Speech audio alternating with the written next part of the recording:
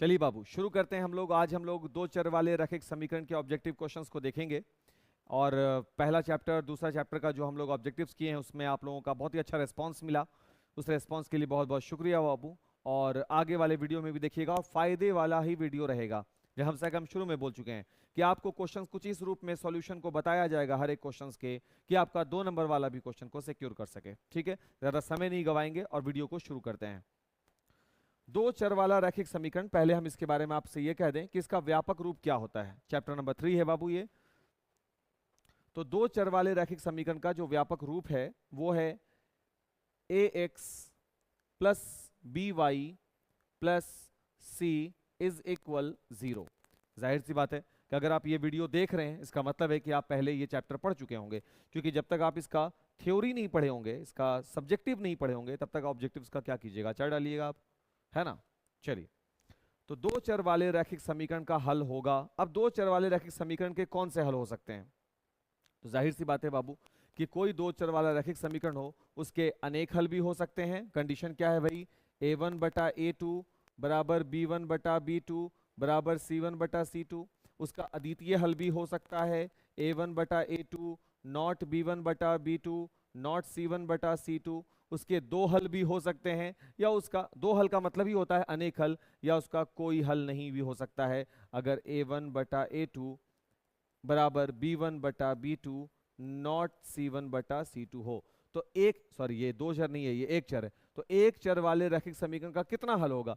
अगर बात एक चर की है, हमको क्वेश्चन सही से पढ़ना चाहिए, तो एक चर वाले रैखिक समीकरण के लिए फॉर्म है ax प्लस बी बराबर 0। तो x का एक पार्टिकुलर रिजल्ट मिलता है माइनस का b अपॉन a। तो इसके केवल और केवल अद्वितीय हल होंगे, क्योंकि अद्वितीय हल जो होता है बाबू यही किसको बताता है? एक हल को बताता है। सही, अद्वितीय हल का मतलब होता है इकलौता सॉल्यूशन बनना। दूसरा क्वेश्चन है, एक चर वाले रैखिक समीकरण का व्यापक रूप क्या होगा? बाबू एक चर वाले रैखिक समीकरण का यही है व्यापक रूप, यानी ax प्लस बी बराबर 0। बनाते चलिएगा बाबू आगे आगे, ठीक है। हाँ, और अगर जल्दीबाजी में मेरे द्वारा बताया गया कोई प्रश्न रॉन्ग रहे तो आपको कमेंट में बता देना है कि सर आप इसका ये आंसर कर दिए हैं, ताकि बाकी बच्चों इससे पता चल जाए उनको, है ना। दिए गए दो चर वाले रैखिक समीकरण में a बराबर 0 हो, अगर a बराबर 0 हो तो y का मान क्या होगा? a 0 कर दें, गुणांक x का गुणांक 0 कर दें, खत्म हो गया। तो y बराबर क्या होगा? माइनस का c अपॉन b हो जाएगा। तो माइनस का c अपॉन b हो जाएगा। कैसे हो जाएगा? 0 plus b y plus c बराबर 0 होगा ना बाबू, ये इधर आएगा तो माइनस का c होगा ना, b बटे में आ जाएगा तो माइनस का c अपॉन b हो जाएगा। a इसका आंसर है। दिए गए दो चर वाले रैखिक समीकरण ax plus b y plus c बराबर 0 में अगर y बराबर 0 हो जाए तो x क्या होगा? अगर y 0 है तो ये खत्म हो गया, x बराबर माइनस का c अपॉन a हो जाएगा, यानी b इसका आंसर लग जाएगा। देखिए एकदम साथ साथ बनाते चलो, तेजी में, एकदम टाइम लॉस नहीं करना है बाबू। एक रैखिक समीकरण का घात क्या होगा बाबू? जो एक रैखिक समीकरण होता है उसका घात 1 होता है, तो इसका आंसर सी होगा। दिए गए समीकरण 4x प्लस 3y बराबर 12 के दो हल होंगे। अब इसके दो सॉल्यूशन होंगे। अब दो सॉल्यूशन कौन कौन होंगे जरा देखो ध्यान से। इसके सॉल्यूशन 3 0 भी हो सकते हैं और 2 और 4/3 भी हो सकता है। चेक करते हैं, दो हल होंगे। कौन कौन से दो हल होंगे? x बराबर 3 y बराबर 0। देखो यहाँ पे x के जगह पे 3 रखोगे तो ये 12 हो गया, प्लस y के जगह पे 0 करोगे ये पूरा वैल्यू 0 हो जाएगा, और 12 प्लस 0 बराबर 12, ये तो मिल गए। अब 2 और 4/3 को चेक करो, x के जगह पे 2 रखोगे तो ये 8 हो गया, यहां पर y के जगह पे 4/3 रखोगे तो 12 हो जाएगा। अब 12 8 20 हो जाते हैं, तो ये आंसर नहीं होगा। 0 और 3, 0,3, तो x के जगह पे 0 रखोगे, y के जगह पे 3 रखोगे, 9, तो ये 9 बनाएगा, इधर 12 है, यानी ये आंसर नहीं होगा। x 2 0, यानी पहले x बराबर 2 रखो, y बराबर 0, तो 2 रखेंगे तो 4 दूना कितना हो जाएगा? 8, ये भी नहीं बना रहा। इनमें से कोई नहीं, डी इसका आंसर हो जाएगा। फिर भी आप अपने से चेक कर लीजिएगा।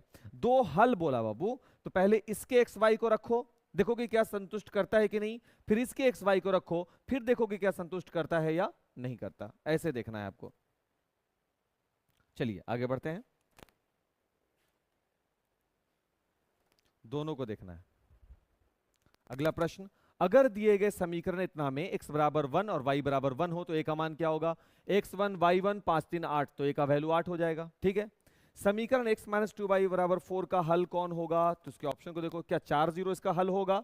हल चेक करने के लिए क्या करते हैं, 2 नंबर वाले प्रश्न में बोलता है तो x बराबर क्या रखना है बाबू? 4, और y बराबर क्या रखना है? 0।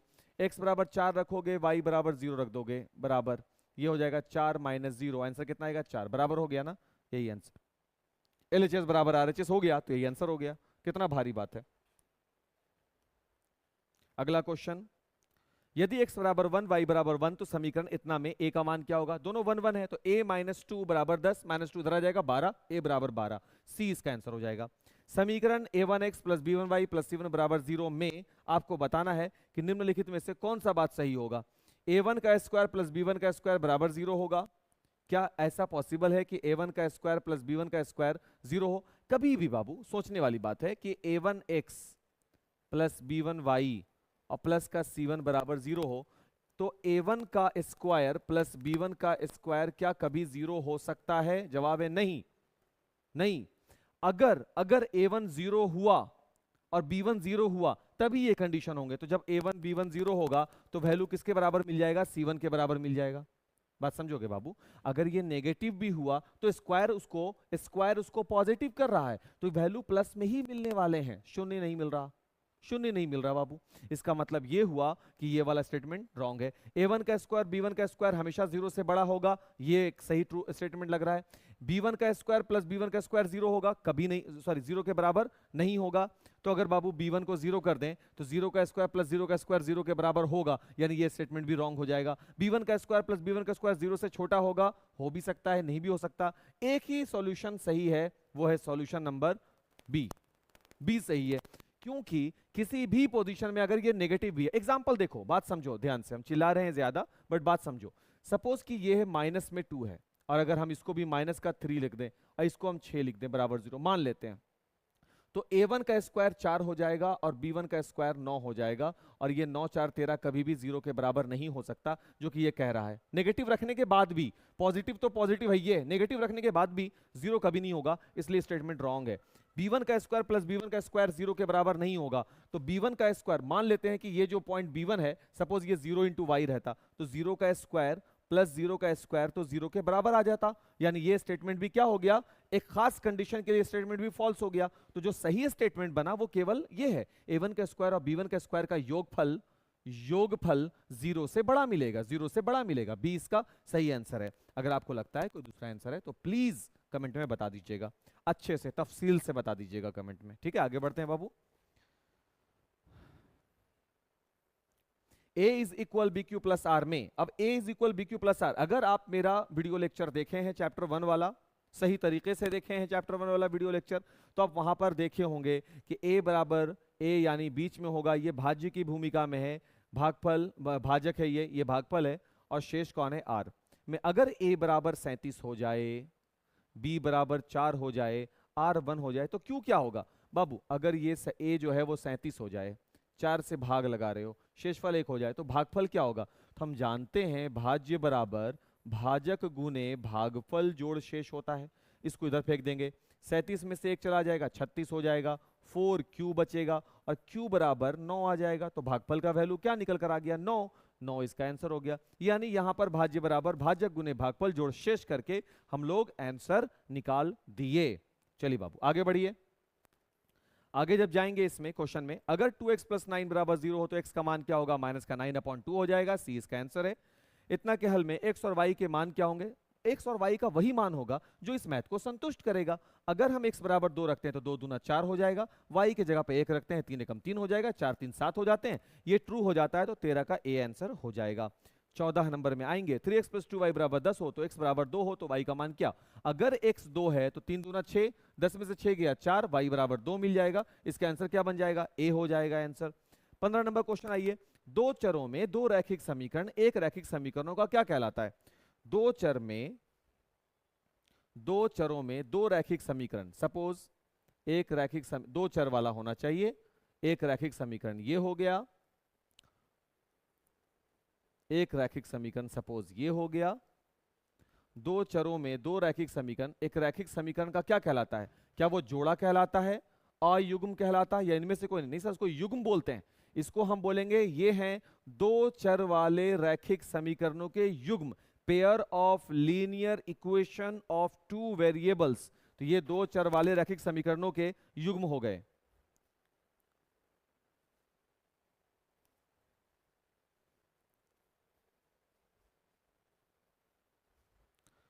अगला क्वेश्चन है, अगर ax plus b y plus c बराबर 0 दो चर वाला समीकरण होगा, तो दो चर वाला समीकरण तब पॉसिबल, दो चर होने चाहिए बाबू। दो चर वाले समीकरण का व्यापक रूप क्या होता है? ax plus b y plus c बराबर 0, यानी यहां x भी कंसीडर किया जाना है और y को भी कंसीडर किया जाना है। तो किसी भी हाल में a 0 नहीं होना चाहिए और b भी 0 नहीं होना चाहिए। तो ये इसका ax plus b y plus c बराबर 0 दो चर वाला समीकरण होगा। दोनों चर होने चाहिए, दोनों चर तब एग्जिस्ट करेंगे जब a और b दोनों 0 ना हो। अगर 0 हो गया तो, अगर मान लो b 0 हो गया तो y गायब हो जाएगा, अगर a 0 हो गया तो x गायब हो जाएगा। हमको दोनों चाहिए, तो c इसका आंसर होगा। क्वेश्चन नंबर 17 देखिए, दो चर के रैखिक समीकरण ax plus b y plus c में प्लस सी बराबर 0 में y का मान है, तो y का मान क्या होगा? तो यहां पर y का मान निकालो, सिंपल सा ये मैथ बनाना पड़ेगा और कुछ नहीं है। तो y निकालना है तो y को अकेला कर दिया, तो यहां हो जाएगा माइनस का c और माइनस का ax, और y बराबर हो जाएगा माइनस का c माइनस का ax अपॉन b। ये निकल गया y। तो ये हो गया, कहाँ गया, माइनस कॉमन लेकर के, माइनस को कॉमन ले लो तो ये हो जाएगा ax प्लस बी और बटे में कौन ax प्लस सी और बटे में कौन आ गया b। तो ax प्लस सी बटे में आ गया b, c इसका आंसर हो गया। 17 का c हो गया बाबू आंसर, सामने में बना दिया गया है उसको भी। 18 नंबर,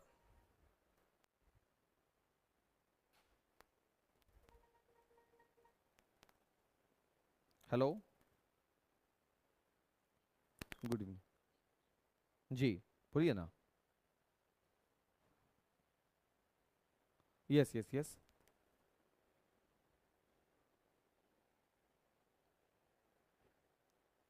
हाँ हाँ हाँ, किस चीज के लिए, किस चीज के लिए था? Okay thank you.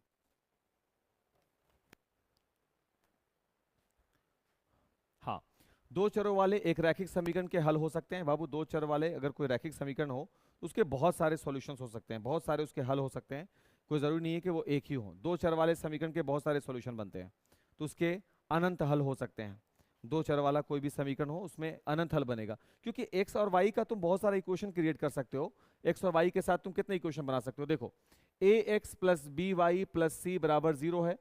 अगर तुम x बराबर डिफरेंट डिफरेंट वैल्यू लो तो y के तुमको डिफरेंट डिफरेंट वैल्यू मिलेंगे, तो कॉम्बिनेशन x y का तुम अनंत बना सकते हो, यानी इसके बहुत सारे हल मिलेंगे। दो चरों वाले एक घातीय समीकरण में x बराबर 5 हो तो y का मान क्या होगा? 2 निकल जाएगा। x बराबर 5 होगा, 5 इधर आएगा, y बराबर 2 हो जाएगा। डायरेक्ट इसका b बनाओ, उतना कलम चलाने की हर जगह जरूरत नहीं है। 20 नंबर क्वेश्चन पे आइए, x और y दो चर वाले रैखिक समीकरण का व्यापक हल होगा ax plus b y plus c बराबर 0, इसका a आंसर हो जाएगा। अगला क्वेश्चन, x बराबर -5 को दो चरों वाले समीकरण के रूप में व्यक्त करो। x बराबर -5 को व्यक्त करना है तो x इसके पास पहले से है बाबू, y इसके पास नहीं है, जबकि दो चर वाले का व्यापक रूप क्या होता है? ax plus b y plus c बराबर 0। y नहीं है तो 0 इंटू वाई नहीं है, और c जो है वो साइड हो गया, c को भी उस तरफ लेके चले जाओ तो प्लस का 5 हो जाएगा बराबर 0। ये हो गया इसका दो चर के रूप में representation, x plus 0y plus 5 बराबर 0, बी इसका आंसर हो जाएगा। अगला क्वेश्चन, x प्लस 2y बराबर 5 एक समीकरण है। अगर x बराबर 1 है तो y का मान क्या होगा? ये इधर आ जाएगा, 4 हो जाएगा, y 2 निकल जाएगा बाबू, तो इसका आंसर a हो जाएगा। 23 नंबर क्वेश्चन कहता है समीकरण 2x प्लस 3y बराबर 5 में अगर x बराबर 1 है तो y का मान, x 1 कर दो, 2 एकम 2, यहाँ 3 हो जाएगा, y 1 निकल जाएगा बाबू। एक ऑप्शन यह देखो यहाँ है, डी इसका आंसर हो जाएगा। 24 नंबर क्वेश्चन देखो, समीकरण 2x प्लस 3y बराबर a में अगर x बराबर 2 रख दो, y बराबर 1, x बराबर 2 रखोगे तो ये 4 हो जाएगा, ये 3 हो जाएगा, 4 3 7, तो a बराबर 7 आ जाएगा। डायरेक्ट लगाओ, सी आंसर इसका है। 25 नंबर, निम्नलिखित में कौन सा मान युग्म समीकरण इतना के हल होंगे? अब आपको देखना इसका ये सॉल्यूशन हो। सॉल्यूशन तब होता है जब इसका LHS value x minus 2y का मान इसके बराबर आ जाए। तो x का वैल्यू को 1 उठाओ, 1 माइनस 2 इंटू y का वैल्यू 1, रिजल्ट आया 4, नहीं आया, तो ये नहीं होगा। 2 0 देखिए, x के जगह पे 2 लगाओ, 2 इंटू वाई के जगह पे 0 लगाओ, तो ये हो गया 2 माइनस 0। क्या 2 आया? नहीं आया, ये भी आंसर नहीं है। 6 1, x के जगह पे 6 रखो, माइनस 2 इंटू वाई के जगह पर 1 रखो, 6 में से 2 चला गया, कितना आ गया? 4। क्या RHS के बराबर आया? यस, यही आंसर है मेरा, सी। आगे देखने की जरूरत नहीं है बाबू। अगला प्रश्न, क्वेश्चन नंबर 26, दो चरों में एक रैखिक समीकरण दिया हुआ है, x और y अक्ष को कहां काटता है? बाबू x एक्सिस को कहां काटेगा, y एक्सिस को कहां काटेगा? जो इसका सॉल्यूशन होगा वही उसका x और y हो जाएगा। तो अगर हम 3 2 को चेक करें, x की जगह पे क्या रखेंगे 3 और y की जगह पे क्या रखेंगे 2, तो यहाँ देखो x की जगह पे 3 रखेंगे तो ये 6 हो जाएगा, y की जगह पे 2 रखेंगे तो यहाँ भी 6 हो जाएगा। 6 और 6 12 हो गया, अब 12 में से 6 चला गया बाबू, तो यानी आंसर मिलेगा 6, जबकि आंसर हमको कितना चाहिए था 0, इसलिए ये नहीं होगा। 2 3 को देखो, x के जगह पे 2 लगाना होगा और y के जगह पे 3 लगाना होगा। चलो देखो 2 लगाएंगे तो 2 दूना 4 हो जाएगा, y के जगह पे 3 लगाएंगे 3 तिया 9 हो जाएगा, माइनस का 6, 13 में से 6 गया 7 होगा, जबकि 0 लाना था, तो ये भी नहीं है आंसर। -3 -2, तो x के जगह पर -3 और y के जगह पर -2, अब लास्ट में -6, तो ये हो गया -6, ये हो गया -6 और ये -6, तो ये तो और 0 नहीं हुआ, ये भी कैंसिल। इनमें से कोई नहीं, इनमें से कोई भी ऐसे पॉइंट नहीं है जो हमको रिजल्ट दे सके, इसलिए ये वैल्यू क्या हो गया, यहाँ पर डी इसका आंसर आ गया। अगर मान लो कोई संतुष्ट करता, सपोज 3 2 संतुष्ट करता, तो हम बोलते हैं कि x एक्सिस को 3 पर काटता और y एक्सिस को 2 पर काटता, ऐसे बोल देते हैं हम लोग, बट कोई कटा ही नहीं, कोई आंसर आया ही नहीं। दो चर वाले रैखिक समीकरण का आलेख एक सरल रेखा है और इस रेखा पर के प्रत्येक बिंदु का निर्देशांक उस समीकरण का क्या कहलाता है। बाबू कोई भी दो चर वाले रैखिक समीकरण का अगर आप एक आलेख खींचो, वो हमेशा ही एक सरल रेखा होती है। ये आलेख हो गया कोई भी दो चर वाले समीकरण का, that is ax plus b y plus c बराबर 0, ये आलेख बन गया। ठीक है बात।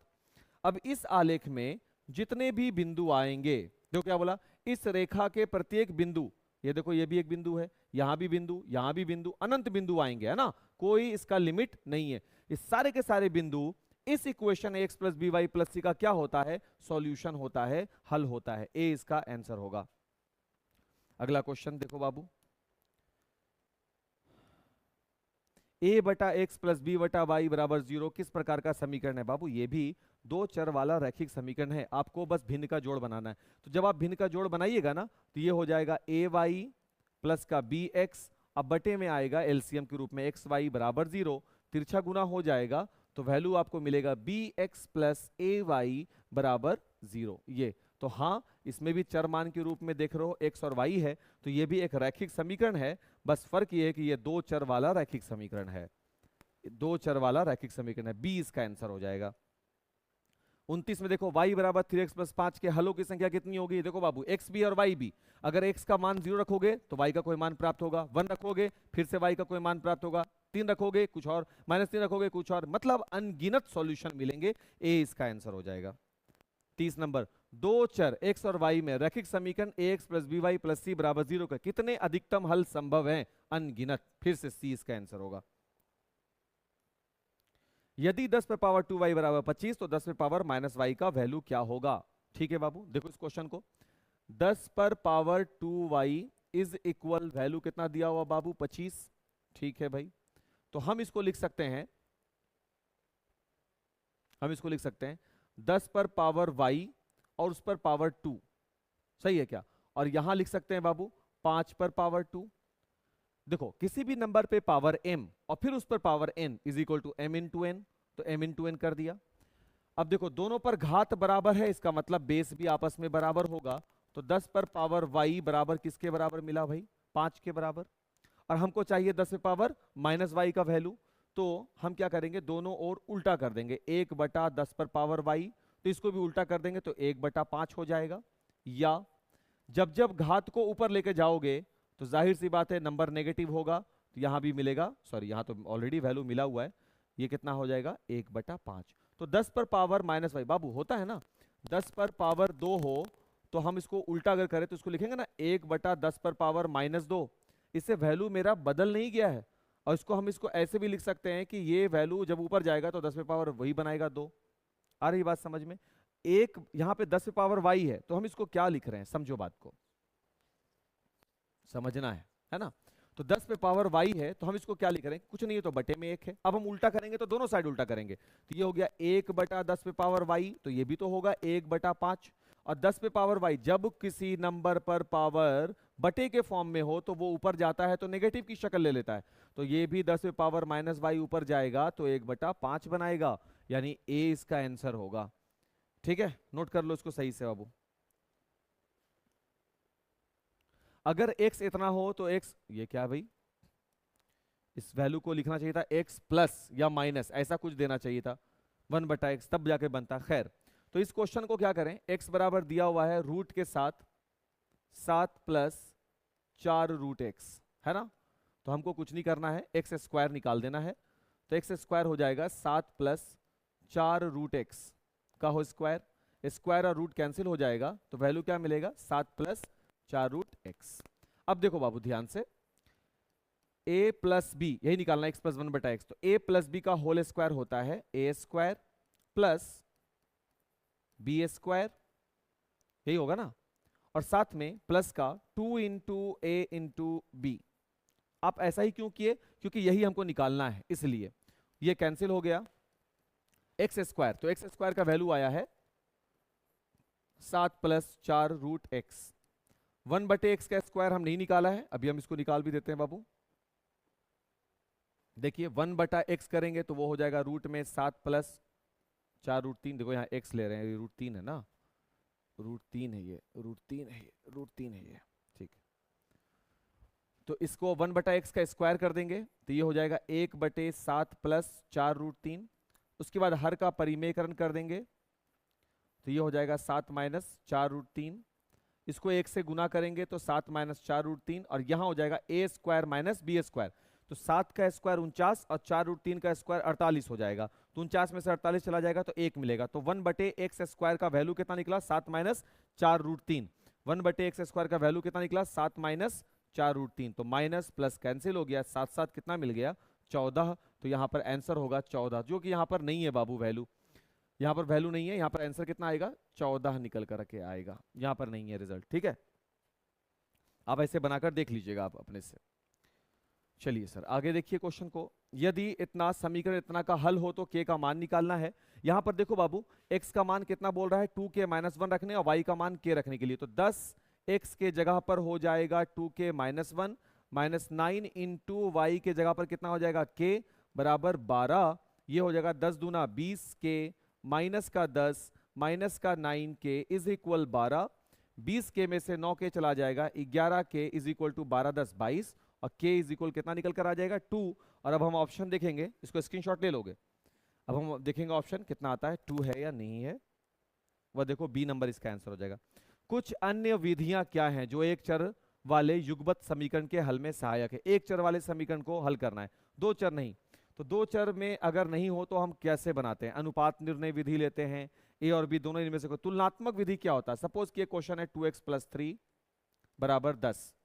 तो तुलनात्मक विधि ये कहता है कि पहले इसकी तरफ से 3 हटाओ, तो लिखते हैं इधर भी -3 किया, इधर भी -3 किया, तो ये बचता है 2x, ये हो जाता है 7। और उसके बाद फिर क्या करते हैं, भाग लगाते हैं। x में 2 का गुणज है तो 2 से दोनों ओर भाग लगाएंगे, तो x बराबर 7/2। तो अनुपात निर्णय विधि भी है, तुलनात्मक भी है, इसलिए सी इसका आंसर हो जाएगा। तुलनात्मक ऐसा होता है दोनों ओर 3 घटाने पर, दोनों ओर 3 जोड़ने पर, और अनुपात निर्णय का मतलब दोनों ओर बराबर रेशियो लेना है। क्वेश्चन नंबर 35, रैखिक समीकरण युग्म इतना और इतना के कितने हल होंगे। भाई इसके कितने हल होंगे उसके लिए आपको क्या करना है, यहां पर देखो a1 बराबर कौन हो गया 2, b1 बराबर कौन हो गया 3, c1 बराबर कौन हो गया -5। इसमें देखो a2 बराबर कौन हो गया 4, b2 बराबर कौन हो गया 6, c2 बराबर कौन हो गया -15।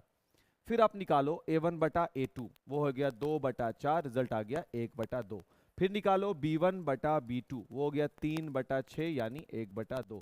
फिर निकालो c1/c2, -5/-15 यानी 1/3। तो तुम देखोगे कि a1/a2 और b1/b2 तो बराबर हैं, लेकिन वो बराबर नहीं है किसके, b1/b2 किसके बराबर नहीं है, c1/c2 के। अतः समीकरण का कोई हल नहीं होगा, यानी कोई हल नहीं, डी इसका आंसर हो जाएगा।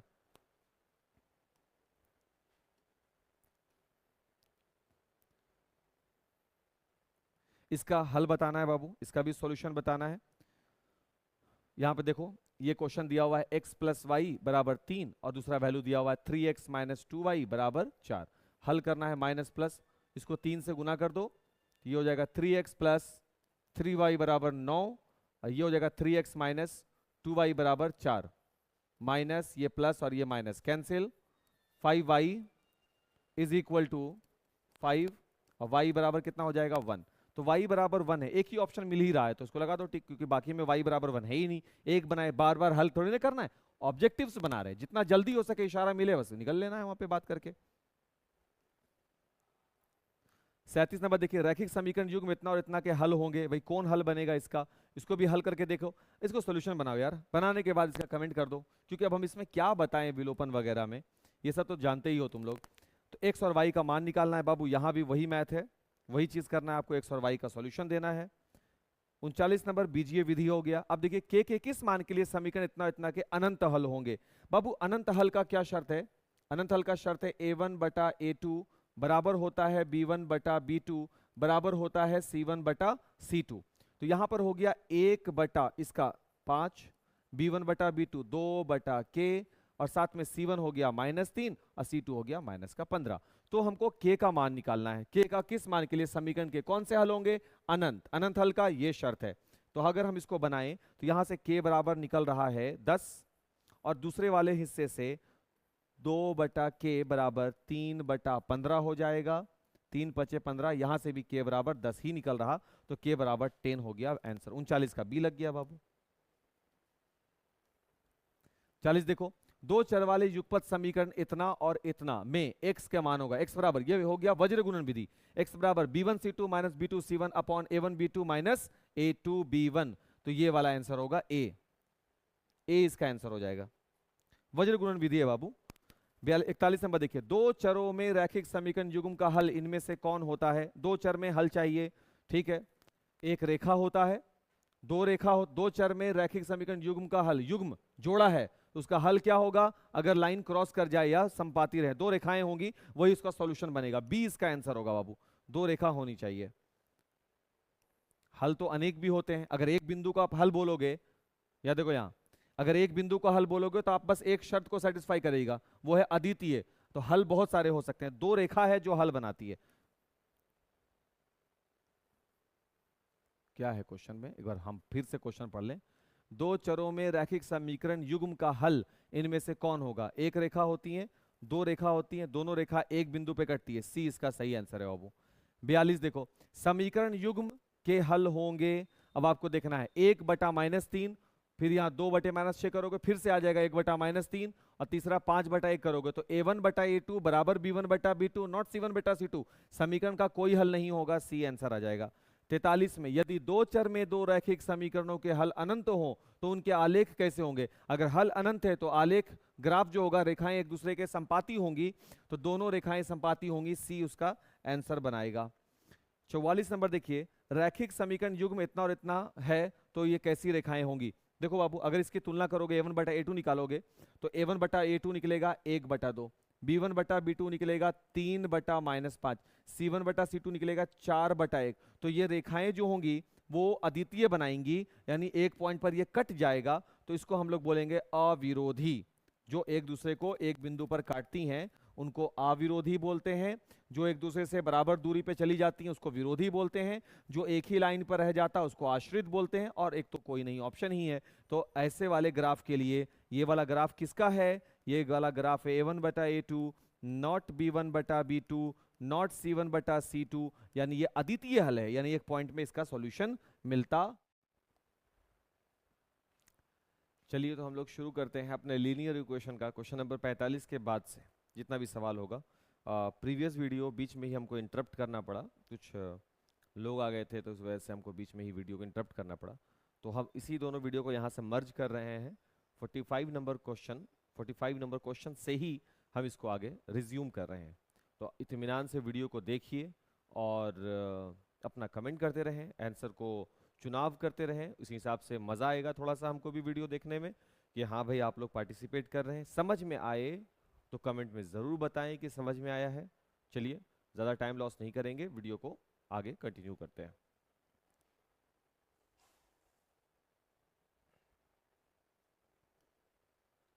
तो 45 नंबर क्वेश्चन तक हम लोग कर लिए थे, तो इसको हम लोग को थोड़ा 45 तक ले जाना पड़ेगा। क्या है 45 नंबर में, क्वेश्चन कह रहा है दो चरों वाले रैखिक समीकरण युग्म संगत कहलाते हैं यदि उनके हल क्या हो। संगत हल के दो कंडीशंस हैं बाबू। पहला कंडीशन ये है कि a1 बटा a2 नॉट b1 बटा b2 नॉट c1 बटा c2 हो, जिसको हम लोग अद्वितीय हल बोलते हैं, जिसका एक हल बनता है, एक सॉल्यूशन होता है। इसको भी हम लोग किस नाम से पुकारते हैं? संगत हल से। और एक होता है बाबू a1 बटा a2 इज इक्वल b1 बटा b2 इज इक्वल c1 बटा c2, जिसके हमको अनेक हल मिलते हैं और इसके लिए भी हल को किस नाम से पुकारा जाता है? संगत हल के नाम से पुकारा जाता है। ठीक है ना? बिल्कुल। और इसका ग्राफीय रूपांतरण भी हम जानते हैं, अद्वितीय हल का क्या होता है? एक सर्टेन पॉइंट मिलता है ग्राफ की रेखा का, और जो अनेक हल होते हैं उसमें संपाती लाइन मिलता है, यानी एक लाइन के बिल्कुल ऊपर दूसरा लाइन चली जाती है। ये दो सॉल्यूशन अगर मेरे पास हो तो उसको हल को क्या कहते हैं? संगत हल कहलाते हैं। तो देखो बाबू, अद्वितीय हल होगा तो संगत है, यानी एक हल वाला हो तब भी संगत है। कम से कम एक हल होना ही चाहिए, अधिकतम कितना भी हो, इसका मतलब अनेक की बात कर रहा है, तो ये भी संगत हल है। शून्य हो यानी एक भी हल ना हो, ऐसा तब होता है जब दो लाइन एक दूसरे के पैरेलल चली जाती हैं, और उसका भी कंडीशन हम आपको यहाँ पे बता दे रहे हैं। a1 बटा a2 बराबर b1 बटा b2 और नॉट c1 बटा c2 होता है। ये कंडीशन होता है असंगत हल का। यहाँ पे संगत हल है तो कम से, ये असंगत का हो गया, इनमें से कोई नहीं, तो ये दो चरों वाले रैखिक समीकरण युग्म संगत कहलाते हैं यदि उनके एक हल हो या फिर कम से कम एक हल हो, अधिकतम बहुत सारे सॉल्यूशंस हो सकते हैं। तो ये दोनों इसका आंसर होगा, सी भी आंसर होगा और ए भी आंसर होगा। टेक अ लुक, आगे बढ़ते हैं। फिर है क्वेश्चन, ए का मान जिसके लिए समीकरण निकाय ax प्लस 10y बराबर 0 और 2x प्लस 5y बराबर 0 का एक शून्येतर हल हो। तो बाबू शून्येतर हल का मतलब होता है पैरेलल लाइंस किसका कोई सॉल्यूशन ही ना हो, पैरेलल लाइंस कोई हल ना हो, ऐसे हलों को किस नाम से पुकारा गया है? शून्येतर। यानी a1 बटा a2 बराबर होगा b1 बटा b2 और नॉट इक्वल हो जाएगा c1 बटा c2। ये कंडीशन शून्येतर हल का कंडीशन होगा।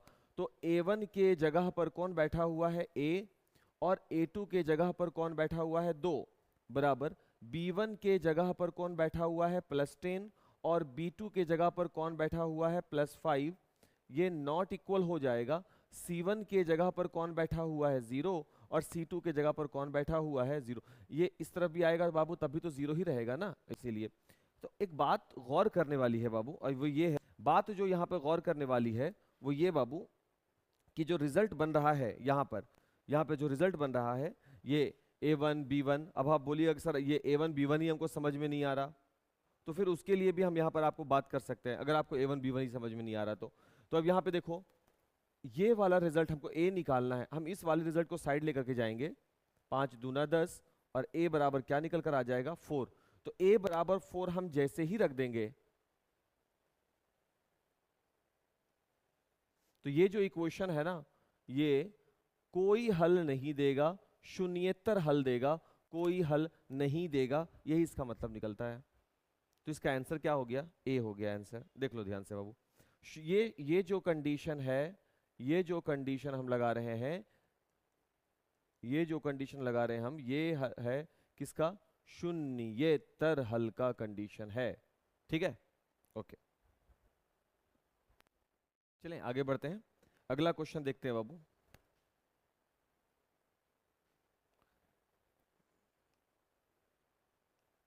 सैतालीस, ए का मान जिसके लिए समीकरण निकाय दिया हुआ है कि अनगिनत हल होंगे। अनगिनत हल तब होंगे जब a1 बटा a2 बराबर हो जाएगा b1 बटा b2 और वो बराबर हो जाएगा किसके? c1 बटा c2 के। तो a1 के बिहाफ में 10 है, a2 के बिहाफ में, सॉरी यहाँ ये दूसरा इक्वेशन है बाबू, गड़बड़ हो गया तभी हमसे, a2 के बिहाफ में 20 है, b1 के बिहाफ में कौन बैठा है? प्लस 5, अब b2 के जगह पर कौन बैठा हुआ है? 10, और इज इक्वल टू c1। देखो c1 के जगह पर क्या होगा? ये वैल्यू इस तरफ आएगा बाबू, तो माइनस के साथ a माइनस 5 मिलेगा, और यहाँ से देखो यहाँ तो 0 है, ये इस तरफ भी आ गया।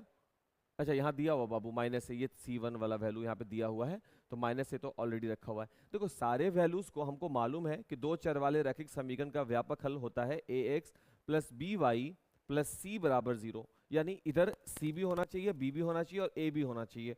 तो यहाँ पे हम देख रहे हैं a भी है, b भी है, c भी है, बट यहाँ पे a और b है, c तो यहाँ बैठा पड़ा है, तो ये पूरे वैल्यू को जब हम इस तरफ लाएंगे तो इसके आगे क्या लग जाएगा? माइनस लग जाएगा, इसलिए माइनस लग गया। अब क्योंकि हमको वैल्यू निकालना है किसका, ए का, तो हम अपने सहूलियत से देख लें ए कहाँ, यहाँ ए है, तो ये देखो यहाँ रिजल्ट बना देगा। इन दोनों को एक साथ ले आओ, ये हो जाएगा 5/10 इज इक्वल टू, दोनों माइनस जो है वो हट जाएगा, ये बनेगा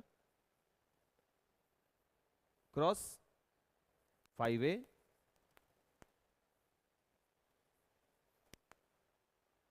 (10a - 50), ये इस तरफ आ जाएगा बाबू, माइनस का 5a माइनस का 50 बनेगा, और इसीलिए बाबू a बराबर कितना आ जाएगा रिजल्ट, 10, a बराबर 10, ये इसका आंसर बन जाएगा, है ना। क्लियर, कोई भारी बात इसमें नहीं की जा रही है, ठीक।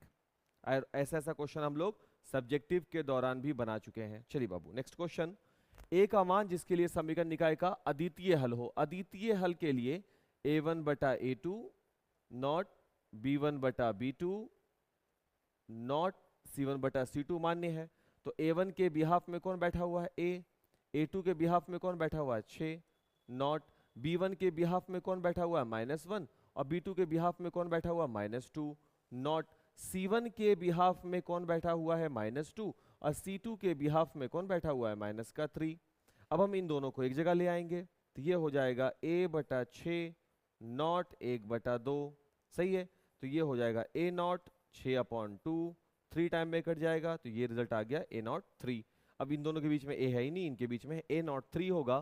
तो अब हड़बड़ा करके 3 दे करके 3 पे रिजल्ट मत लगा देना, a नॉट 3 मेरा आंसर बन रहा है, a नॉट 3, तो ये आंसर हो जाएगा। आई होप कि समझ में आ रहा होगा बाबू। हम आगे बढ़ते हैं, लेक्चर को आगे लेके चलते हैं। चलिए, ये तो बता दिया, चलिए फिर आगे बढ़ना है।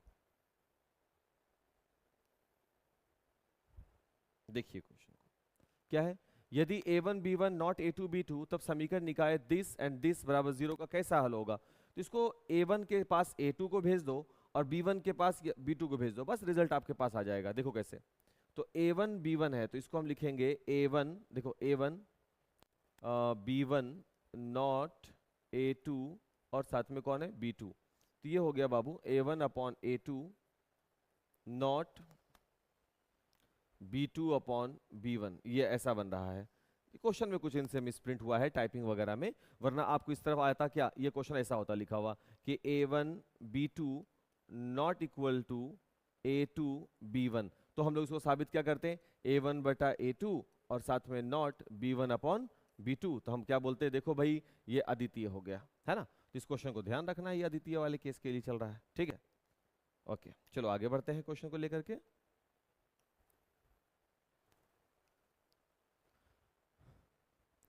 समीकरण युग्म दिस और दिस, क्या था ना, अरे अरे रुको रुको रुको रुको रुको, इधर आओ पहले। देखो ऐसे भी तुम देखते कि a1/a2 और b1/b2, ये नॉट के लिए यहां से कंडीशन दे रहा है, इसलिए ये दोनों कैसे हल बनाएंगे, अद्वितीय हल बनाएंगे। ये मेरा मतलब हुआ कहने का, थोड़ा सा हम इल्यूस्ट्रेट लगता है सही से नहीं कर पाए थे, इसीलिए हमको दोबारा से दिखलाना पड़ा उस तरफ। तो समीकरण युग्म दोनों दिया गया है, का हल क्या होगा, यदि a1/a2 बराबर नॉट b1/b2 हो तो हल क्या होगा, उसका अद्वितीय हल होगा। तो ये बात तो हम लोगों को पता है, तो इसको भी हटा दीजिए, आगे बढ़िए। अरे बड़ा खतरनाक बढ़ गया आगे भाई, चलिए आगे बढ़ते हैं। दो रैखिक समीकरण दिया हुआ है कि अनंत हल होंगे। कब अनंत हल होंगे, जब a1/a2 बराबर b1/b2 बराबर c1/c2 हो जाए। देखो भाई कंडीशन कहाँ है, ये तो नहीं होगा, ये दोनों देखो ये दोनों गलती से इनसे ऐसा हुआ है, बट कोई नहीं, हम डी ऑप्शन लगाएंगे यहाँ पर। क्वेश्चन नंबर 52, यदि समीकरण इतना और इतना के हल x बराबर 1 y बराबर 2 हो तो h और k का मान ज्ञात करें। ये 2 नंबर में भी पूछा गया सवाल है, प्रीवियस ईयर भी आ चुका है ये क्वेश्चन। तो हमको कुछ नहीं करना है, x और y के जगह पर वैल्यू को रख देना है। अगर x बराबर 1 यहाँ रख दें तो यहाँ पर हो जाएगा, और y बराबर 2 रख दें तो ये रिजल्ट देगा, देखिए 4 इंटू एक्स के बिहाफ में 1 है, h इंटू वाई के बिहाफ में 2 है, 10 4 6, सो h बराबर 3 आ जाएगा। एक रिजल्ट तो ये बन गया। दूसरा रिजल्ट यहां पे बनेगा बाबू, ये जो 2x वाला है, 2x के बिहाफ में 1 माइनस के वाई के बिहाफ में 2 इज इक्वल माइनस का 4, माइनस का 2k is equal to minus का 4 और माइनस का 2, माइनस का 2k इज इक्वल माइनस का 6, और k इज इक्वल टू क्या आ जाएगा 3। तो h भी 3 आएगा और k भी 3 आएगा, तो आंसर मेरा क्या बन जाएगा 3,3, है ना। चलिए आगे बढ़ते हैं। कोई भारी क्वेश्चन नहीं था। x प्लस 2y माइनस 5 बराबर 0 और ax प्लस 10 y बराबर 10 का अनंत हल हो तो अनंत हल कब बनते हैं सर? अनंत हल तब बनेंगे जब a1 बटा a2 बराबर हो जाए b1 बटा b2 और वो बराबर हो जाए c1 बटा c2 के। तो देखो यहाँ a1 के बिहाफ में कौन बैठा हुआ है 1, और यहाँ देखो a2 के बिहाफ में कौन बैठा हुआ है a, जो बिल्कुल बराबर होगा। b1 के बिहाफ में कौन बैठा हुआ है 2, और b2 के बिहाफ में कौन बैठा हुआ है a माइनस b। c1 के बिहाफ में बैठा हुआ है माइनस का 5 और c2 के बिहाफ में बैठा हुआ है माइनस का 10। सब आपस में बराबर हैं, हमको a का मान निकालना है। चलो इन दोनों में चलते हैं, क्रॉस करा दें तो ये हो जाएगा a माइनस बी बराबर 2a, दिख ही रहा होगा। ये हो जाएगा a माइनस 2a बराबर b माइनस का a बराबर b। ये तो एक रिजल्ट आ गया बाबू, माइनस का a बराबर b। अब इन दोनों में चल दो बाबू इधर से, क्योंकि अभी तक हमको देखो यहाँ पे माइनस का a बराबर b हो गया, तो ऐसा कोई वैल्यू ये है यहाँ देखो, ये देखो रिजल्ट। अगर इसको हम इस तरह भेज दें तो ये हो जाएगा b प्लस a बराबर 0। तो एक तो कंडीशन हमको यहीं से मिल गया। अब हम ऑप्शन नहीं देखे थे, हम मैथ को सॉल्व करने चल दिए, तो ये रिजल्ट कितना हो गया a प्लस बी बराबर 0। ये मेरा आंसर बन रहा है यहाँ पर a प्लस बी बराबर 0, ठीक है ना। ठीक,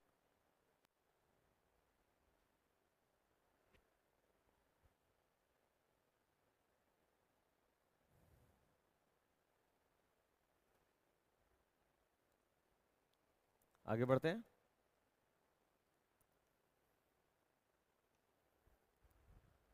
क्वेश्चन कह रहा है कि k के किस मान के लिए समीकरण x प्लस 2y बराबर 7 और 2x प्लस ky बराबर 14 संपाती होंगे। संपाती का मतलब ये हुआ बाबू कि एक लाइन होगा उसी के ऊपर दूसरा लाइन चला गया होगा, संपाती, ठीक है। और संपाती के लिए कंडीशन भी है a1 बटा a2 बराबर होना चाहिए b1 बटा b2 बराबर होना चाहिए c1 बटा c2 के। तो a1 के जगह पर 1 है, a2 की जगह पर 2 है, b1 के जगह पर 2 है, b2 की जगह पर k है, c1 के जगह पर -7 है और c2 की जगह पर माइनस का 14 है। तो k बराबर क्या आ गया 4 आ गया ना, ये मेरा रिजल्ट हो गया। तो k की जगह पर रिजल्ट कितना आ गया, k बराबर 4 आ गया, ये मेरा आंसर बनाएगा। चलिए सर नेक्स्ट क्वेश्चन देखते हैं। 55वां नंबर देखिए, युग्म पद समीकरण इतना और इतना निकाय है, कैसा है, संगत है असंगत है, अब आपको ये बताना होगा। संगत संगत चाहे जो भी हो आपको चेक करना है। सबसे पहले a1 बटा a2, बड़ा ही मजेदार सब क्वेश्चन सब है, नहीं मतलब एक एक नंबर एकदम ऐसे फेंकते चला जाएगा अगर ऐसा क्वेश्चन है तो। a1 बटा a2 2 बटा 4 यानी 1 बटा 2। कॉन्सेप्ट बाबू एकदम पकड़े रखना है, कभी दिक्कत नहीं होगा। 3 बटा 6 यानी 1 बटा 2। फिर हम निकालेंगे c1 बटा c2 माइनस का 5 बटा माइनस का 9 यानी 5 बटा 9। तो हम क्या देखेंगे, हम ये देखेंगे कि a1 बटा a2 और b1 बटा b2 तो आपस में वैल्यू में बराबर हो गया, लेकिन ये और ये आपस में बराबर नहीं है, मतलब c1 बटा c2 के बराबर नहीं है। तो ऐसे समीकरण निकाय को हम लोग किस नाम से पुकारते हैं, असंगत। अगर ग्राफिकल रिप्रेजेंटेशन देखें तो ऐसे का ग्राफिकल रिप्रेजेंटेशन कैसा होता है, एक पैरेलल लाइन होता है। एक मिनट बाबू होल्ड करेंगे, ठीक है बाबू। अरे थोड़ा सा क्या बोले, अब यहाँ पर कितना खटर पटर होते रहता है बाबू कि हाँ चलिए। के किस मान के लिए, ज्यादा बोलना भी उचित नहीं है, कितना आप बोलेगा आदमी। के किस मान के लिए समीकरण इतना और इतना के अनेक हल संभव है। फिर से हमको अनेक हल डिमॉन्स्ट्रेट करना है ना। अनेक हल कब होंगे, जब a1 बटा a2 बराबर हो जाएगा b1 बटा b2 बराबर हो जाएगा c1 बटा c2 के। a1 के बिहाफ में k है, a2 के बिहाफ में 12 है, b1 के बिहाफ में 3 है और b2 के बिहाफ में k है, c1 के बिहाफ में माइनस का k माइनस 3 है और c2 के बिहाफ में माइनस का k है। क्योंकि हमको k का वैल्यू चाहिए तो यहां से निकल गया k स्क्वायर बराबर 36, तो k बराबर आ जाएगा प्लस b और माइनस b 6। आइए वैल्यू देखते हैं। अब तो ये मिट जाएगा बाबू, ध्यान दे दो इसको। k बराबर प्लस माइनस 6 आना चाहिए, प्लस 6 दिख गया तो मेरा आंसर मिल गया है ऑप्शन। आगे बढ़ेंगे। कोई हल नहीं हो, फिर से वही काम करना है बाबू। कोई हल तब नहीं होगा जब a1/a2 बराबर b1/b2 हो, नॉट c1/c2 हो जाए। युगपत समीकरण इतना इतना के उभयनिष्ठ हल होंगे। उभयनिष्ठ हल का क्या मतलब हुआ? उभयनिष्ठ आ रहा है ना आवाज? हाँ ठीक। उभयनिष्ठ हल जिसको हम लोग बोलते हैं कॉमन सॉल्यूशन, है ना। कॉमन सॉल्यूशन का मतलब क्या है? दो लाइन एक दूसरे को काट रही हो और एक सॉल्यूशन, एक ऐसा पॉइंट मिल रहा हो जहां पर दोनों, जो ऐसा पॉइंट मिले एक्स वाई जो दोनों लाइन के लिए मान्य हो, दोनों लाइन पर स्थित हो, उसको उभयनिष्ठ सॉल्यूशन बोला जाता है। तो उभयनिष्ठ सॉल्यूशन प्राप्त करने के लिए हमको कुछ नहीं करना है, आपको बस दोनों इक्वेशन को नॉर्मली हल करना है, जो कि हम विलोपन, प्रतिस्थापन, वज्र, इन सब विधियों से बना लेते हैं और इजीली देखो 16 और x बराबर 2, ठीक है ना। x बराबर 2 यानी या तो ये बनेगा आंसर मेरा या फिर ये बनेगा। चेक कर लेते हैं। x बराबर 2 रख देंगे, 4 y बराबर भी 2 आ जा रहा भाई। हाँ 2 तिया 6, सॉरी। x बराबर 2 रखेंगे तो y बराबर 0 बन रहा है, देख लो। 3x plus 2y is equal 6। दूसरा हो गया 5x minus 2y is equal 10। हमको विलोपन प्रतिस्थापन से बनाने तो बोल नहीं रहा, हमको सिर्फ x और y चाहिए। इस x के वैल्यू को ले जा करके हम यहाँ रख देंगे। ये हो जाएगा 6 प्लस 2y इज इक्वल 6। 6 में से 6 चला गया 0, तो 2y इज इक्वल 0, तो y बराबर 0। तो बाबू x का वैल्यू 2 आया और y का वैल्यू 0। यानी ये जो एक लाइन गुजरी, इस पर एक बिंदु होगा कहीं पर, ये वाला पॉइंट सपोज ये है 2,0, तो ये जो लाइन गुजर रही है ना, ये लाइन के पास भी एक पॉइंट होगा 20 और दोनों ही लाइन 20 पर संतुष्ट होती होगी अपने अपने एरिया में। इस वजह से दोनों के बीच एक कॉमन पॉइंट बनेगा 20। तो कभी भी विलोपन वगैरह, प्रतिस्थापन वगैरह या हल करने के स्थान पर अगर वर्ड यूज कर दिया उभयनिष्ठ हल, तो कंफ्यूज नहीं हो जाना है। उभयनिष्ठ हल का मतलब सिंपल सा आप नॉर्मल हल कीजिए। उभयनिष्ठ का मतलब होगा कॉमन सॉल्यूशन, उभयनिष्ठ हल का मतलब होगा कॉमन सॉल्यूशन। आपको बस कॉमन सॉल्यूशन दे देना है, ठीक है। अब आगे बढ़ते हैं।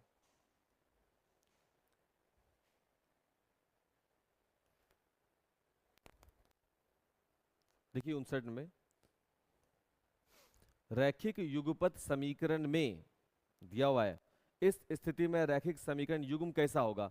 बाबू ये तो कोई हल नहीं देता, तो इसको हल को हम क्या बोलते हैं? असंगत बोलते हैं। आश्रित में ग्राफ की एक लाइन के ऊपर में दूसरी लाइन दौड़ जाती है, संगत में एक लाइन के ऊपर में दूसरी लाइन दूसरी लाइन दौड़ भी सकती है, और नहीं तो एक लाइन दूसरी लाइन को क्या करेगा? कॉमन पॉइंट पे काटेगा। तो इसका मतलब है कि वो केवल असंगत होगा जहां दो लाइन पैरेलल चली जाती है। तो बी इसका आंसर होगा। युग्म समीकरणों दोनों क्वेश्चन दिया गया है, इसका बताना है कि कोई हल नहीं होगा, दो हल होगा, अद्वितीय हल होगा या अनगिनत हल होगा। तो बाबू इसको अगर हल करो तो a1/a2 निकालेंगे तो 1/2 मिल जाएगा, b1/b2 निकालते हैं तब भी 1/2 मिलता है, और c1/c2 निकालते हैं तो 3/2 मिल जाता है। तो बाबू दो वैल्यू इक्वल हो गए, एक वैल्यू इक्वल नहीं हुआ, यानी a1/a2 बराबर b1/b2 और b1/b2 नॉट c1/c2, इसलिए इसका कोई हल नहीं होगा। ए इसका आंसर लग जाएगा।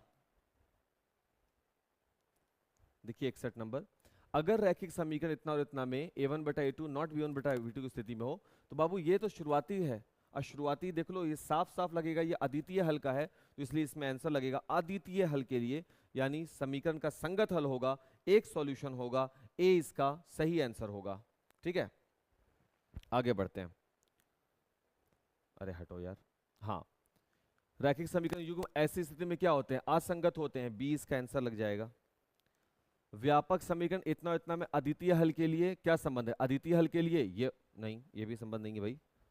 ये देखो अद्वितीय हल का संबंध ये दो ही को पे दिया, बट ये तीनों पे दिया है, a1/a2 not b1/b2 not c1/c2, D इसका आंसर हो जाएगा। ठीक है, 64 में दिस में p के किस मान के लिए अद्वितीय हल होगा? बाबू अद्वितीय हल का तो कंडीशन को मालूम ही है, a1/a2 not b1/b2 not c1/c2, तो a1 के जगह पे 4 हो गया, 4/2 नॉट p/2 नॉट 8/2। तो आप बना के देख लोगे p का वैल्यू कौन सा आता है, ये कोई भारी बात नहीं रही।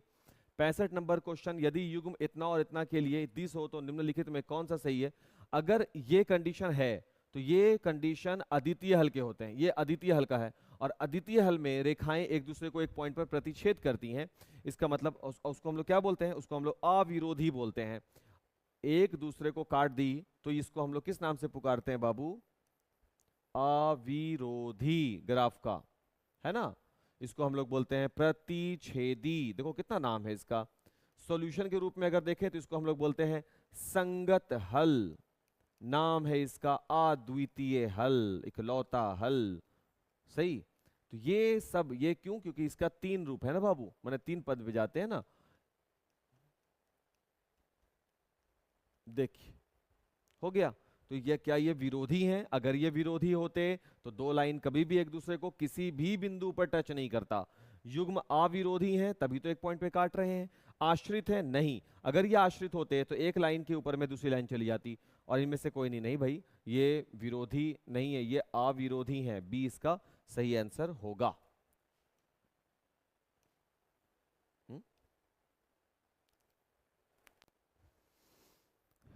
अनगिनत हल होने के लिए बाबू, अनगिनत हल होगा तो a1 बटा a2 बराबर b1 बटा b2 बराबर c1 बटा c2 हो जाएगा। यदि रेखाएं समांतर हैं, रेखा तब समांतर होंगी जब a1 बटा a2 बराबर b1 बटा b2 नॉट c1 बटा c2 हो। यदि रेखाएं समांतर हैं तो समीकरण युग्म का कोई हल नहीं होता है, और इस स्थिति में समीकरण युग्म को आप क्या बोलते हो? असंगत हल बोलते हैं। और क्या बोलेंगे? यदि युग्म इतना और इतना के लिए ये हो तो सोचो ये वाला कंडीशन कब आता है? अनेक हल के लिए, आश्रित हल के लिए, अविरोधी के लिए, सब के लिए यूज होता है।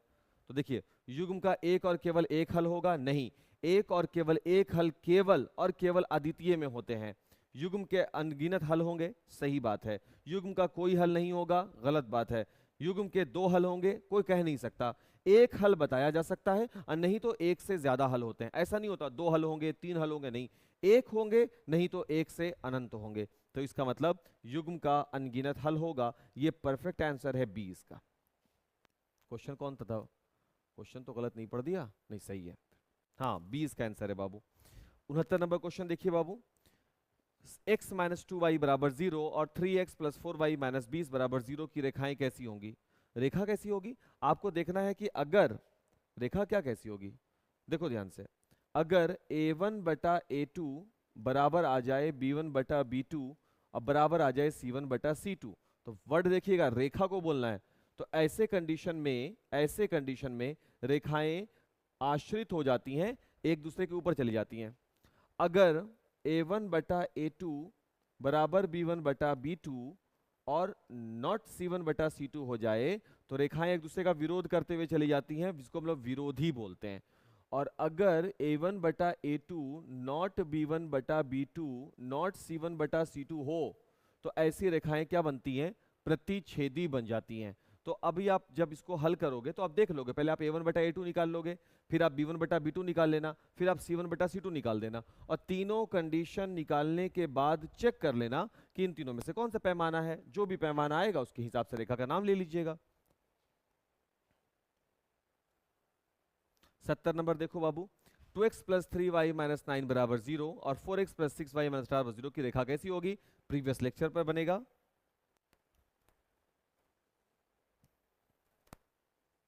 x प्लस 2y माइनस 4 बराबर 0 और 2x plus 4y minus minus 12 बराबर 0 की रेखाएं कैसी होंगी? प्रीवियस लेक्चर पे बनेगा। बनाइए और फटाफट कमेंट कीजिए इसका, तेजी में एकदम, तब ना थोड़ा सा डिबेट हो कि नहीं डी कि सी होगा तो मजा आएगा। समीकरण युग्म इतना और इतना का हल होगा, फिर से वही चेक करना है। अगर a1 बटा a2 नॉट b1 बटा b2 नॉट c1 बटा c2 होगा तो अद्वितीय। अगर a1 बटा a2 बराबर b1 बटा b2 बराबर c1 बटा c2 हो जाए तो अनेक हल, या फिर इसको हम लोग बोलेंगे अनगिनत हल। और एक हो जाएगा a1 बटा a2 बराबर b1 बटा b2 नॉट c1 बटा c2, समीकरण का कोई हल नहीं होगा। तो आप देख लेंगे उस हिसाब से। 73 नंबर में देखिए, यदि समीकरण इतना और इतना के कोई हल ना हो। अब कोई हल नहीं होने का क्या शर्त है? कि a1 बटा a2 बराबर b1 बटा b2 नॉट c1 बटा c2। तो आप वो काम करें और वहां से k का आपको रिजल्ट मिल जाएगा। यदि समीकरण इतना और इतना का एक अद्वितीय हल हो, अद्वितीय हल होने के लिए a1 बटा a2 नॉट b1 बटा b2 नॉट c1 बटा c2, रिजल्ट निकल जाएगा बाबू k का। कि ये सब क्वेश्चन हम जानबूझकर आप लोगों पे छोड़ रहे हैं कि भाई आप अगला वीडियो यहीं पे पॉज करो, तुरंत बनाओ, कमेंट करो कि सर इतना नंबर का, सीधे डी मत लिख दीजिएगा, क्योंकि कई बार वीडियो कुछ जगहों पर आगे पीछे भी चल रहा होता है, आपको लिखना है कि 75 का ए, 75 का सी, 75 का डी, ऐसे आपको लिख देना है 75 डैश करके, तब आप हमको भी देखने में बनेगा कि हाँ भाई इतना नंबर का ये आंसर बताया जा रहा है। के किस मान के लिए समीकरण का अनगिनत हल होगा? फिर से वही है, a1 बटा a2 बराबर b1 बटा b2 बराबर c1 बटा c2। वीडियो, ये जो क्वेश्चन हम आपके सामने वीडियो में रख रहे हैं ना, हर एक क्वेश्चन को जरूर बनाना बाबू, एक अच्छा प्रैक्टिस हो जाएगा। बहुत सारा क्वेश्चन है यहाँ पर। समीकरण इतना का हल होगा, अब हल निकालना है, यानी मैथ आपको बनाना पड़ेगा। 2x कैंसिल हो जाएगा, 3 7y इज इक्वल टू कितना हो जाएगा ये, 24 से 11 13, देख लो यार काट कूट के देख लो, माइनस हो जाएगा, ये 7y हो जाएगा, ये 35 हो जाएगा, y बराबर 5 आ जाएगा बाबू। y 5 है तो x माइनस 2 हो जाएगा, तो 76 का सपोज की डी आ गया, अगर मेरा कैलकुलेशन सही है तो वो आपको विलोपन वगैरह से बना लेना, लेकिन फास्ट बनाना है। यदि रैखिक समीकरण युग्म असंगत है तो उसे निरूपित करने वाली रेखाएं, अगर असंगत है उसका हल ही नहीं बनेगा कुछ, तो रेखा समांतर होगी। किसी पॉइंट पे दो रेखाएं कभी भी एक दूसरे को टच नहीं करेंगी, चाहे एक पॉइंट हो चाहे इनफाइनाइट पॉइंट हो, कभी नहीं होंगी। इसका मतलब रेखाएं कैसी चली जाएंगी? समांतर चली जाएंगी। देखिए अगला क्वेश्चन, दो चरों वाले युगपत रैखिक समीकरण का हल बीजीय विधि से किया जाता है, जिसके अंतर्गत आता है। कौन कौन सा है दो चर वाले रैखिक समीकरण युग्म को हम किन किन विधियों से हल कर सकते हैं? बाबू, विलोपन विधि, प्रतिस्थापन विधि, वज्र गुणन विधि, ग्राफीय विधि, विलोपन विधि, प्रतिस्थापन विधि, वज्र विधि, यानी तीन का नाम दिया है तो एबीसी तीनों विधि, तो यहाँ पे डी लगेगा आंसर। 79 नंबर देखो, दो चरों वाले युगपत रैखिक समीकरण इतना और इतना में y का मान होगा। बाबू ये तो y बराबर हो गया c1a2 minus c2a1 upon a1b2 minus a2b1, वज्र गुणन विधि हो गया, y बराबर c1a2 minus c2a1 upon a1b2 minus a2b1, b इसका आंसर हो गया बाबू। और लास्ट क्वेश्चन 80 नंबर, हाँ उसके बाद क्वेश्चन हम बाद में बनाएंगे, अभी इतना काफी है। के किस मान के लिए रैखिक समीकरण युग्म 2x माइनस वाई माइनस 3 बराबर 0 और इतना का एकमात्र हल x बराबर 1 y बराबर माइनस 1 होगा? भाई x बराबर 1 को यहां रख देंगे, y बराबर माइनस 1 को यहां रख देंगे, और उसके बाद हमको k का एक स्पेसिफिक मान निकल जाएगा। यहां रख करके कुछ नहीं होगा, x और y का मान यहां रखेंगे, x बराबर 1 रखेंगे, x बराबर 1 रखेंगे तो 2k बनेगा, और y बराबर माइनस 1 रखेंगे तो माइनस का 7 बनेगा, बराबर 0 होगा माइनस का 12, तो 2k बराबर 12, तो k बराबर क्या आ जाएगा 6, तो k का ही तो मान बोला ना निकालने, k का मान निकल गया है 6। देखिए k का मान क्या निकला 6, सी है इसका आंसर। करते हैं भाई, तो यहां पर क्वेश्चन नंबर 81 है, रैखिक समीकरण युग्म को प्रदर्शित करने वाली कौन सी दो विधियों को साथ साथ प्रयुक्त किया जा सकता है? मतलब ऐसी दो विधि बताइए जिसका कमोबेश एक साथ यूज कर लेते हैं हम लोग। मतलब रैखिक समीकरण युग्म को प्रदर्शित करने के लिए कौन सी दो विधि है? एक तो प्रतिस्थापन और विलोपन, ये दो विधि एकदम एक दूसरे के साथ साथ चलती है, सही बोल रहे हैं क्या? ये दो विधियां हमेशा एक साथ चलती हैं। जब आप विलोपन से हल कर रहे होते हो तो वैल्यू सपोज कि x मिलता है, तो कई बार हम लोग उस x के वैल्यू को एक जगह जाकर के प्रतिस्थापित भी कर देते हैं और रिजल्ट निकाल देते हैं। तो हम ये जवाब देंगे कि प्रतिस्थापन और विलोपन ये दो विधियां ऐसी हैं जिन्हें हम एक साथ यूज कर सकते हैं। रैखिक समीकरण युग्म को प्रदर्शित करने वाली कौन सी दो विधियों को हम एक साथ साथ प्रयुक्त, रैखिक समीकरणों को हम लोग ग्राफ से रिप्रेजेंट करते हैं, है ना। और दूसरा विधि होता है बाबू प्रतिस्थापन से, फिर होता है बाबू विलोपन से, और एक होता है वज्र। तो जो प्रतिस्थापन विलोपन है ना, ये दोनों साथ साथ चलती हैं, ठीक है। चलिए बाबू नेक्स्ट क्वेश्चन, समीकरणों को हल करने में कौन सी विधि अधिक उपयोगी है? आपको कौन सा विधि ज्यादा उपयोगी लगता है? तो बाबू प्रतिस्थापन विधि को जब आप हल करोगे तो आपके पास दो इक्वेशन होना चाहिए, a1x plus b1y plus c1 बराबर 0 और a2x plus b2y plus c2 बराबर 0।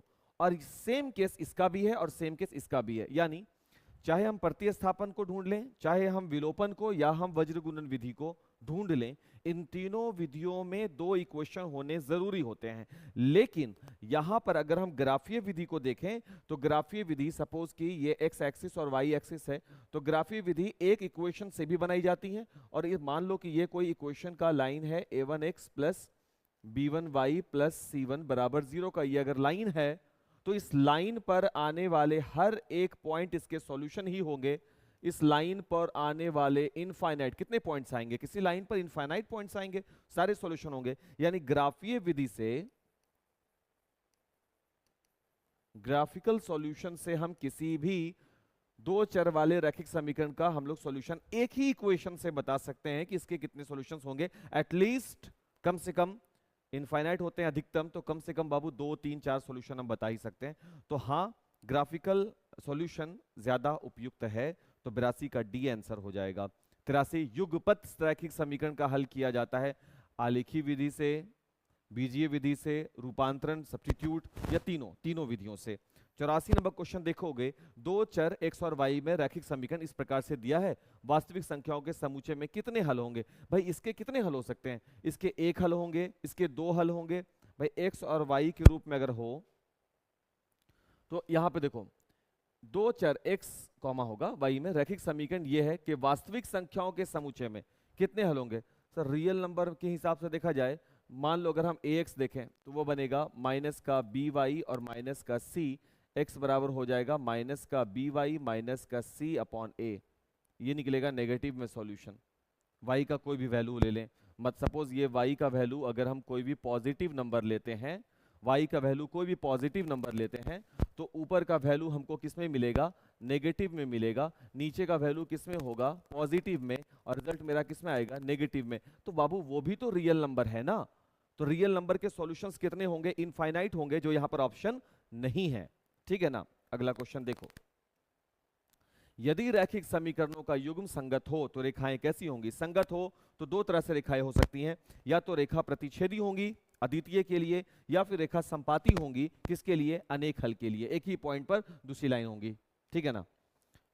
86 के किस मान के लिए समीकरण इतना और इतना संपाती रेखाओं को प्रदर्शित करेगा। जैसे कि हम आपको पहले भी बताए हैं, इससे पहले वाले क्वेश्चन में भी, संपाती हो, अनेक हल हो, इन सब के लिए a1 बटा a2 बराबर b1 बटा b2 बराबर c1 बटा c2 करेंगे और आपका रिजल्ट मिल जाएगा। समीकरण निकाय आलेख का दो सरल रेखा हो, आलेख दो सरल रेखा हो, सिर्फ समीकरण निकाय इतना इतना का आलेख दो सरल रेखाएं हैं, जो कैसी होंगी, संपाती होंगी, समांतर होंगी, या केवल एक बिंदु पर प्रतिच्छेद करेंगे, या इनमें से कोई नहीं। बाबू ऐसे सॉल्यूशंस को हल करने, ऐसे सॉल्यूशंस को ढूंढने के लिए हमको कुछ नहीं करना है, a1 बटा a2 निकालना है, b1 बटा b2 निकालना है, और c1 बटा c2 निकालना है। 3 तिया 9, 3 चौके 12।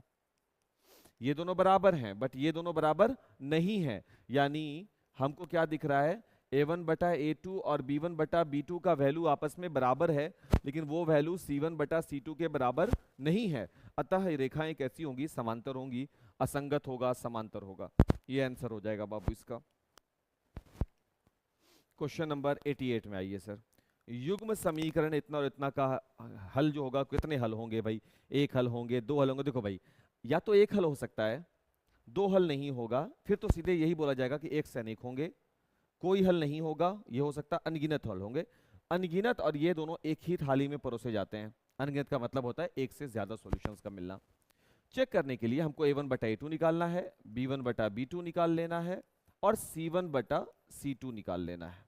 और हम देख पा रहे हैं a1 बटा a2, b1 बटा b2 और c1 बटा c2 सब आपस में क्या है, बराबर हैं। और क्योंकि सब आपस में बराबर हैं, इसलिए रेखाएं का एक हल तो नहीं होगा, एक से अधिक हल होंगे। वो दो भी हो सकते हैं, अनगिनत हो सकते हैं। अनगिनत सबसे अच्छा है बोलना, तो अनगिनत हल हम इसका टिक लगा देंगे।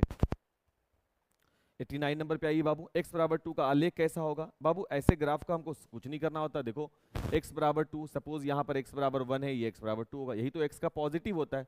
अब x बराबर 2 का अगर आप आलेख बनाओगे, वो एक से सीधी रेखा जाएगी जो y एक्सिस के बिल्कुल समांतर जाएगी, तो वो y अक्ष के समांतर होगी। फालतू कुछ नहीं करना होता बाबू।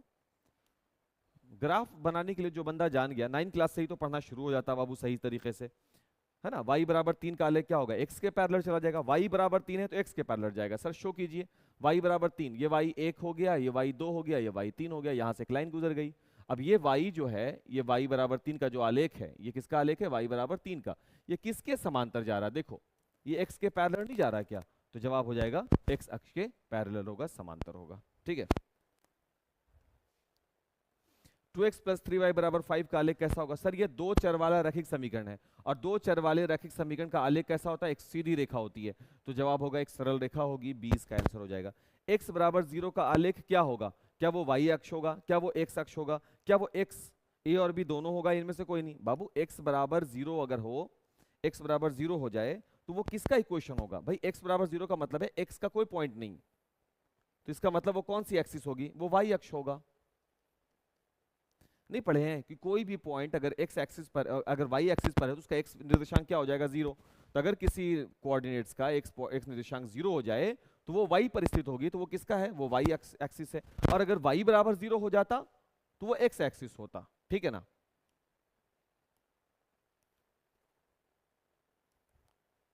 y बराबर 0 है, x एक्सिस होगा, b इसका आंसर हो जाएगा।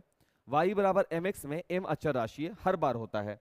देखो y बराबर mx में m अचर राशि यानी y बराबर 5x है, ऐसे समझ लो, है ना। m अचर राशि है मतलब वो जो वैल्यू अपना नहीं बदलेगी, तो m कोई भी राशि हो सकती है ना अचर में, तो वो 5 बोल दिया। का आलेख जो मूल बिंदु से होकर जाता है वो क्या होगा, आलेख क्या होगा, तो आलेख वही होगा, एक सरल रेखा होगी। भाई दो चर में आ गया ना y और x, तो ऐसे लाइन को हम लोग अगर y बराबर mx होगा, सपोज कि x बराबर 0 तो y भी 0। अगर हम बनाएंगे x बराबर 1 तो y मिलेगा 5। अगर हम बनाएंगे x बराबर 2 तो y मिलेगा 10। अगर तुम इसका ग्राफ डिनोट करो, सपोज ऐसा कुछ भी, x के सामने से 2 रख लिया तो y के सामने से 10 मिलेगा, यहाँ 2,10। x के सामने से 1 रख लिया, ये एक, y का वैल्यू कितना मिलेगा 5, यहाँ आ गया मान लो 1,5। x के सामने से 0 रख लिया, y के सामने से भी क्या मिल गया 0 0। ये जो ऐसे लाइन जा रही है ये क्या है, सरल रेखा ही तो मिलेगी ना, तो एक सरल रेखा होगी, वक्र रेखा नहीं होगी। तो आप बिना बनाए बना सकते हो यार, एक चर यहाँ है एक चर यहाँ है और दोनों की घात 1 है, एक चर वाले रैखिक समीकरण का आलेख कैसा होता है सर, सरल रेखा होती है। ये जवाब हो गया इसका।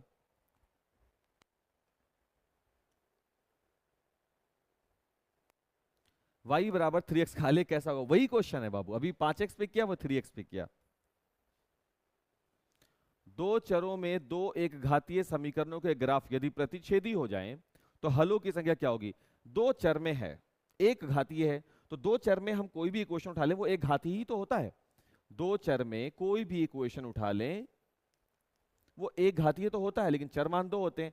अगर उसको प्रतिच्छेदी होना है तो हल कितने होंगे, प्रतिच्छेदी माने अद्वितीय, और अद्वितीय के कितने सॉल्यूशंस बनते हैं सर, एक इकलौता, तो उसके सिर्फ एक हल होंगे, यही इसका आंसर है।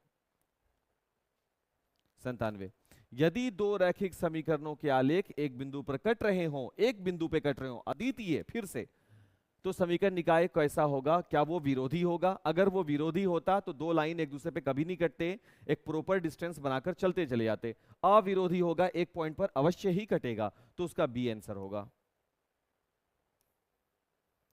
यदि बिंदु 3 4 समीकरण इतना के आलेख पर स्थित हो तो ए का मान निकालें। सर आपको 3 4 है तो x बराबर 3 y बराबर 4 रख के निकाल लीजिए, मेरा कोई जरूरत नहीं है, लेकिन हाँ कमेंट में जरूर आंसर बताइए।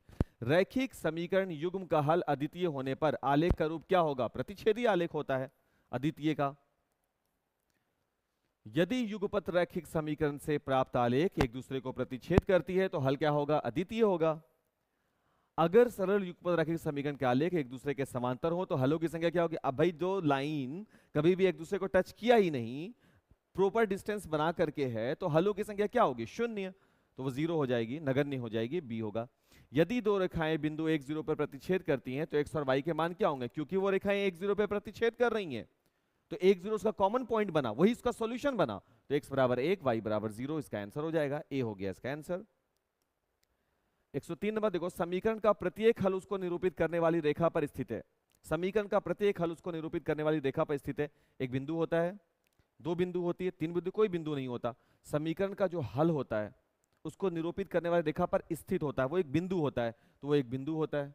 समीकरण का जो हल होगा यार, ये जो ऐसे जाता है, सपोज यहाँ पे कटा, सपोज ये 1,2 है, तो ये एक बिंदु ही हुआ ना इसके लिए, तो 1 2 उसका हल हो जाता है, किसका, इस समीकरण का। समीकरण कौन था, सपोज कि ये था, मान लेते हैं 2x + 3y = 6, ऐसा कोई इक्वेशन था, उसका वो सॉल्यूशन, तो एक बिंदु होता है, सही है ना।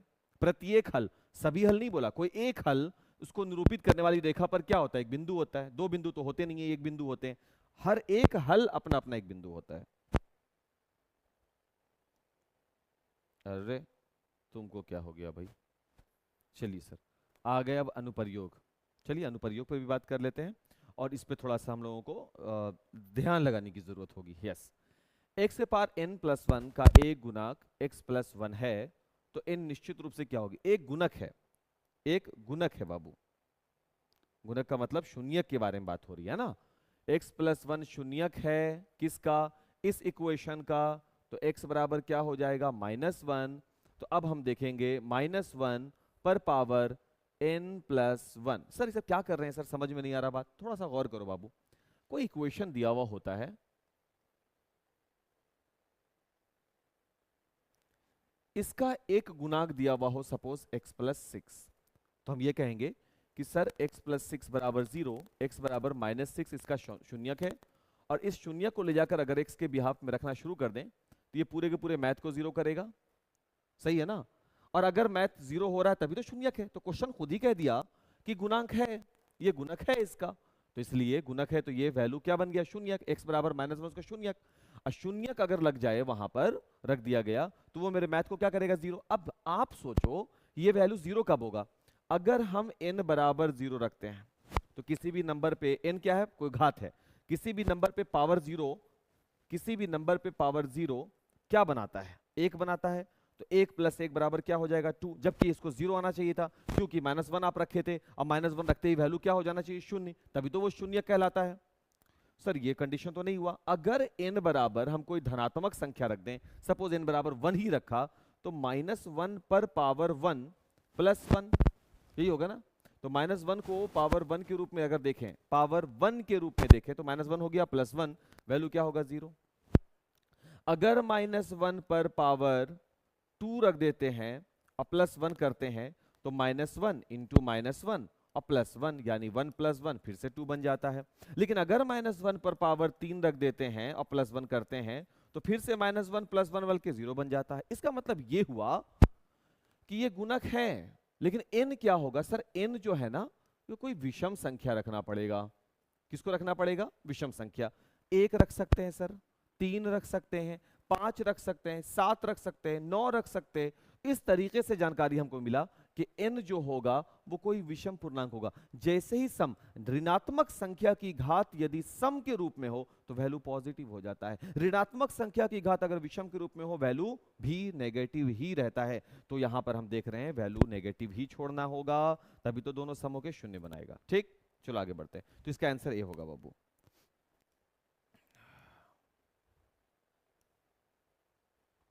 दो अंकों की संख्या जिनके अंकों का योग और अंतर दिया हो तो संख्या ज्ञात करना बीजगणितीय प्रयोग से आसान होगा, कठिन होगा क्या क्वेश्चन यार, आसान होगा। कठिन जैसा चीज हम लोग मैथमेटिशियन लोग बोलते ही नहीं है, सिंपल सी बात है। कठिन क्या होता है, समझ नहीं आया तो कठिन हो गया। अगर संख्या के इकाई का अंक y और दहाई का x हो तो संख्या क्या होगी, सर दहाई को हमेशा 10 से गुना किया जाता है और इकाई को जोड़ दिया जाता है ना। तो यहां पर दहाई का अंक कौन है, x है, तो 10 इंटू एक्स, और इकाई कौन है, y प्लस वाई, तो संख्या हो जाएगी 10x प्लस वाई। ये क्लियर, ठीक। अगर संख्या की इकाई का अंक y दहाई x हो तो अंकों के स्थान पलटने पर बनी संख्या क्या होगी। तो सर इकाई का अंक जो है, इकाई का अंक y है, दहाई x है, अंकों के स्थान को अलट पलट करना है, यही तो बोला गया। तब यहां y आ गया, यहां x आ गया, तब हो गया दहाई का अंक y हो गया, तो 10y, दहाई को 10 से गुना करते हैं, इकाई को जोड़ देते हैं, तो आंसर आएगा 10y प्लस x।